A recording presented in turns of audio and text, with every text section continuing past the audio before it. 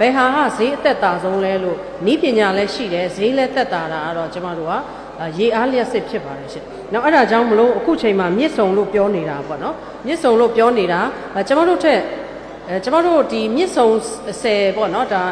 အကြီးဆောင်မယ်ပေါ့မြန်မာနိုင်ငံမှာအကြီးဆုံးဖြစ်ကောင်းဖြစ်မယ်။ဒါပေမဲ့ဒီထက်ကြီးတဲ့ဒီ10တွေလည်းကမ္ဘာမှာအများကြီးရှိပါတယ်ရှင်။ဥပမာပြောလို့ရှိရင်အမေရိကမှာပေါ့နော်အမေရိကမှာ Hoover Dam ဆိုတာရှိပါတယ် Hoover Dam ဆိုတာကြီးလွန်းမကကြီးလွန်းတဲ့ခါကျတော့ tourist attraction site တောင်လုပ်ထားတာဖြစ်ပါတယ်ရှင်ဆိုလို့ရှိရင်နိုင်ငံတကာမှာလည်းရေအားလည်းထုတ်တယ်နေအောင်ကြည်နဲ့လည်းထုတ်တယ်လေအားလျက်စစ်လည်းထုတ်တယ်အနုမြူနဲ့လည်းထုတ်တယ် gas နဲ့ LNG နဲ့ထုတ်တယ်ကြောက်မီးသွေးနဲ့ထုတ်တယ်ဒါတွေကတော့ကျမတို့သဘာဝပတ်ဝန်းကျင်ကအခြေအနေပေးတယ်လို့ကျမတို့ဆောင်ရွက်ကြရမှာဖြစ်ပါတယ်အဲ့ဒီမှာမှကျမတို့မြစ်ဆုံစီမံကိန်းကလည်းထည့်သွင်းစဉ်းစားတဲ့feasibility study ပေါ့နော်ဘယ်လိုတွေဆောင်ရွက်မှာလဲသဘာဝပတ်ဝန်းကျင်ပေါ်မှာဘယ်လိုထိခိုက်တာလဲဒါတွေလည်းဒါ